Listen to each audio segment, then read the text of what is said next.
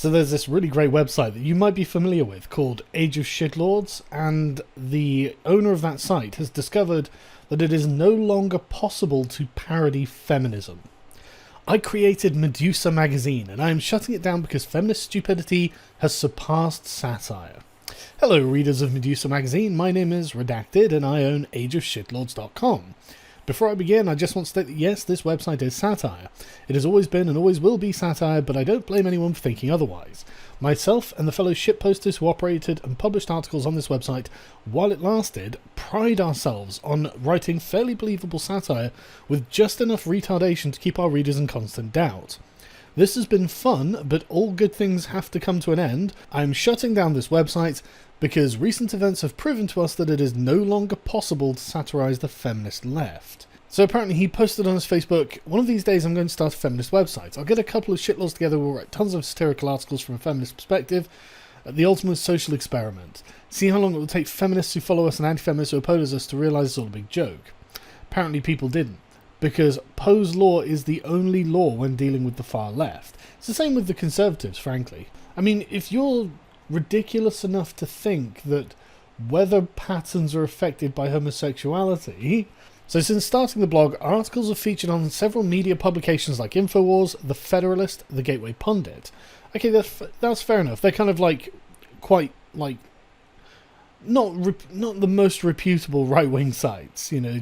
The Federalist isn't too bad, The Gateway Pundit isn't that bad, and InfoWars is InfoWars. And several other websites fell for our prank, including one Russian website that covered our article calling for white abortions, as proof of how politically correct the West has become. But while everyone else was falling for our satirical articles, others weren't buying it. Some users of our Kotaku in Action subreddit took it upon themselves to investigate and prove the website was indeed owned by the same people operating Age of Shitlords. Also, special hat tip to the nosy writer of blog Why Evolution is True, who kept pestering and gathering information to prove that this site is indeed a parody.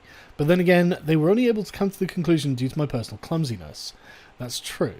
Because it's entirely possible that the things this person was... I haven't even seen any of these articles, actually.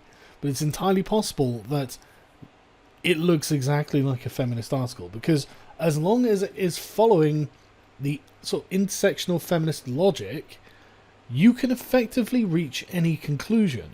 I mean, it should really be a warning sign to the left when people on the left are begging for segregation. Brett Weinstein should have been a red flag right up the pole of anyone who's just kind of centre-left going, wait, what do you mean white people have to leave campus? How is that not segregation? What do you mean a black-only retreat, a student retreat? Oh, and a separate white-only student retreat. I mean, what's next? White people can't drink from black drinking fountains because that'd be oppressive? I mean, I haven't Googled to see if that's a real thing. It might well be. Because ultimately this is the same path of logic and it leads to the same place. It leads to white people always being problematic to black people no matter what happens. And so there's only one solution, isn't there? There's only one final solution. Looks a lot like apartheid. It's just one of those reasons why I oppose feminism. So the reason they're shutting down their website is because they put out an article after the Weinstein allegations titled, Why We Should Believe Women Who Accuse Right-Wingers of Rape More Than Those Who Accuse Liberals. The article is a total caricature intended to be as ridiculous as possible, basically arguing that because liberals are good people we should forgive them when they rape women. We thought no one in the world could possibly hold views as ridiculous as that, so we wrote it as satire and published it. So imagine our surprise when an actual feminist and self-proclaimed expert on rape culture wrote an article for the Washington Post, no less, using the same rationale and reasoning as our satirical article that was written just a few days before. Isn't this just incredible? And this batshit insane feminist isn't alone in her thinking. Others seem to share her views on the topic. I mean, what are you gonna do when your attempt at parody is exactly the same as their attempt at serious politics?